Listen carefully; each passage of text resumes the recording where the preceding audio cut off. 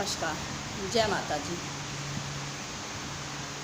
मैं चाहती हूँ कि मेरा वीडियो आप ज़रूर देखें और लाइक और शेयर करिए।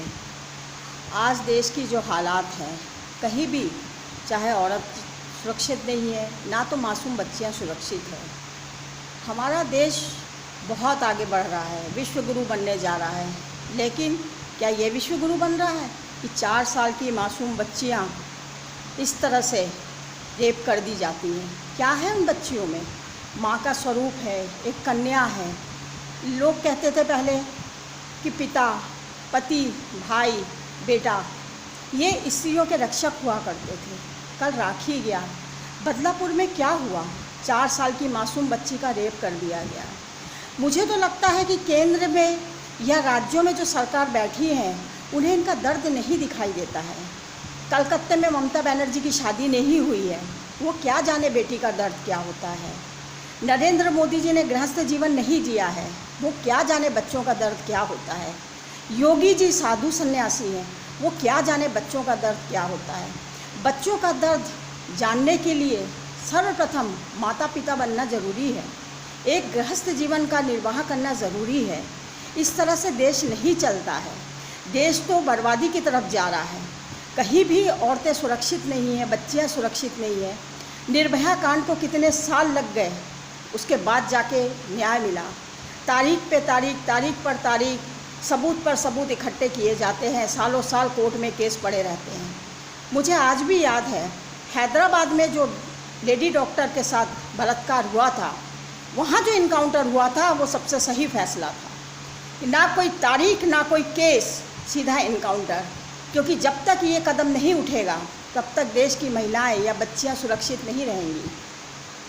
बड़े बड़े भागवत पढ़ने वाले लोग कहते हैं औरतों को ऐसे कपड़े नहीं पहनना चाहिए, लड़कियों को ऐसे कपड़े नहीं पहनना चाहिए। क्यों नहीं पहनना चाहिए भाई? जब आप जैसे भागवत करने वाले लोग औरतों की तरह श्रृंगार करके, आभूषण पहन के बैठते हैं, आप खुद ही औरत बन गए हैं, तो लड़कियों पर ये ज़बरदस्ती का क्यों थोपा जाता है कि वो ये ना पहने, वो ना पहने, वो ना करे, ये ना करे। आज लड़कियां नौकरी कर रही है, हर व्यक्ति चाहता है मेरे घर की बहू नौकरी करे, पढ़ी लिखी हो। तो क्या बच्चियां पढ़ने ना जाएं? आज डॉक्टर जो जीवन दाता है, जीवन देती है, उसके साथ क्या हो रहा है? बलात्कार करने के लिए वो बनी है, वो खिलौना है बिस्तर का, उस पर उसके अपना कोई जीवन नहीं है, उसका कोई अपना अस्तित्व नहीं है।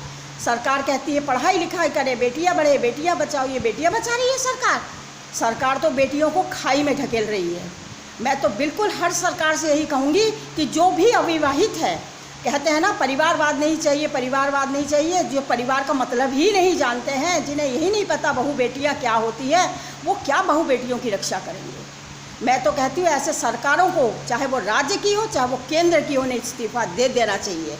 क्योंकि मासूम बच्ची, एक दूध पीती बच्ची जिसने अभी दुनिया देखी ही नहीं, उसे तो दुनिया की कोई ज्ञान ही नहीं है, उसका बलात्कार कर दिया गया। बदलापुर महाराष्ट्र के अंदर, इतना बड़ा महानगर कहलाता है महाराष्ट्र, वहाँ पे भी यही कहानी। कलकत्ते की भी यही कहानी है।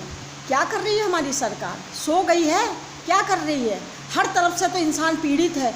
अब क्या जिनके घर में एक एक बच्चियाँ हैं, आज बच्चे ज़्यादा नहीं हैं। हिंदुओं की आबादी पहले ही रोक लगी हुई है, तो बच्चे वैसे ही कम हैं लोगों के। महंगाई इतनी बढ़ गई है कि इंसान एक बच्चा अगर हो गया तो बहुत खुशनसीब समझता अपने आप को। किसी के घर एक ही बेटी है, उसके साथ अगर यही हादसे हो जाए तो माँ बाप कहाँ जाएंगे? कभी माता पिता के बारे में सोचिए, माता पिता के दर्द को समझिए। उस जगह पर आप खड़े होंगे तब आप न्याय कर पाएंगे। इनका तो फांसी की सज़ा दीजिए, तो ही ये कानून का सही न्याय होगा। क्योंकि इतनी छोटी छोटी बच्चियों का अगर इस तरह से हाल होता रहा तो देश में लड़कियां ही पैदा होना बंद हो जाएंगी। या तो आप लोग चाहते हैं कि लड़कियों के खातों में पैसे डाल दो, हम खुश, लड़कियां खुश, उनका जीवन चल जाएगा। नहीं सर, पैसा डालने से जीवन नहीं चलता है। उनको आज़ादी चाहिए, उनको जीवन चाहिए। वो हमारे आने वाले कल का भविष्य है। अपने बूढ़े माता पिताओं का सहारा है, अपने परिवार का सहारा है वो बच्चियाँ, जो पढ़ लिख कर आज कुछ बनना चाहती हैं, ऊंचाइयों पर उड़ना चाहती है। अगर उनके पंख आप लोग कुतर देंगे, उनके पंख आप काट देंगे, तो फिर क्या होगा इस देश का? आप सोचिए ज़रा और मेरी बात पर गौर कीजिए। और मैं सभी भाई बहनों से विनती करूंगी कि आप लोग आवाज़ उठाइए। ऐसे लोगों को तो खुले आम फांसी होना चाहिए। बड़ी बड़ी बातें नेता करते हैं आकर के कि अरे उनको तो सज़ा देंगे, हम ये करेंगे, हम वो करेंगे, लेकिन करती कुछ नहीं है। कुछ दिन बाद मीडिया भी ठंडी पड़ जाएगी और ये आवाज़ें भी दब जाएंगी। कुछ नहीं होगा, वो अपराधी खुले घूमते रहेंगे। कभी कोई नेता का बेटा होता है, कभी कोई पुलिस वाले का लड़का होता है, कभी कोई गुंडा होता है, कभी कोई आतंकवादी होता है। ये क्या तरीका है? कोई समाज में कोई इज्जत रह भी गई है कि नहीं बाकी रह गई है? या तो मंदिरों में जितनी माँओं की मूर्तियाँ हैं ना, उन्हें आप लोग विसर्जित कर दीजिए, क्योंकि माँओं की पूजा करना आप सभी व्यक्ति छोड़ दीजिए जो किसी औरत का सम्मान नहीं कर सकते। और जहाँ औरत का सम्मान नहीं होता ना, वो देश कभी तरक्की नहीं करता है। इसीलिए मैं हाथ जोड़कर विनती करूँगी कि आप लोग इस बात पर ध्यान दीजिए, अपनी बच्चियों को सुरक्षा के लिए सरकार से लड़िए, आवाज़ उठाइए। इन आतंक अपराधियों को घूमने मत दीजिए, इन्हें खुलेआम फांसी की सज़ा मुहैया कराइए। लोकतंत्र है, इसका मतलब ये नहीं कि हर इंसान पाप पे पाप करता चला जाए। अगर इसी तरह से राज्य चलता रहा या देश चलता रहा तो ये अंधकार, अंधेर नगरी चौपट राजा।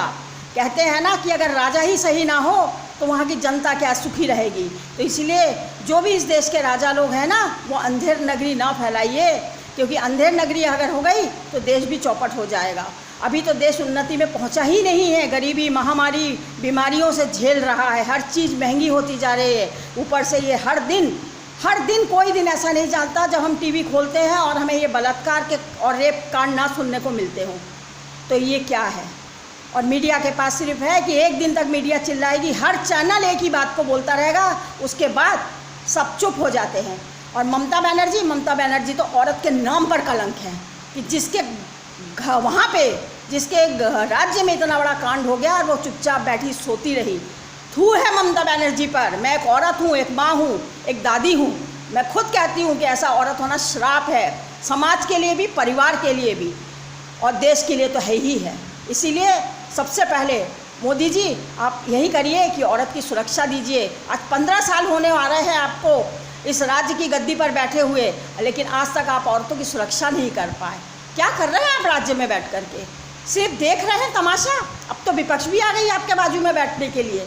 आप सही निर्णय लीजिए, सही कार्य कीजिए, नहीं तो आपको भी गद्दी से अब उतरना पड़ेगा, क्योंकि ये कोई भी जनता बर्दाश्त नहीं करेगी, कोई भी माँ बर्दाश्त नहीं करेगी कि उसके बच्चियों के साथ इस तरह हो। जय माता दी।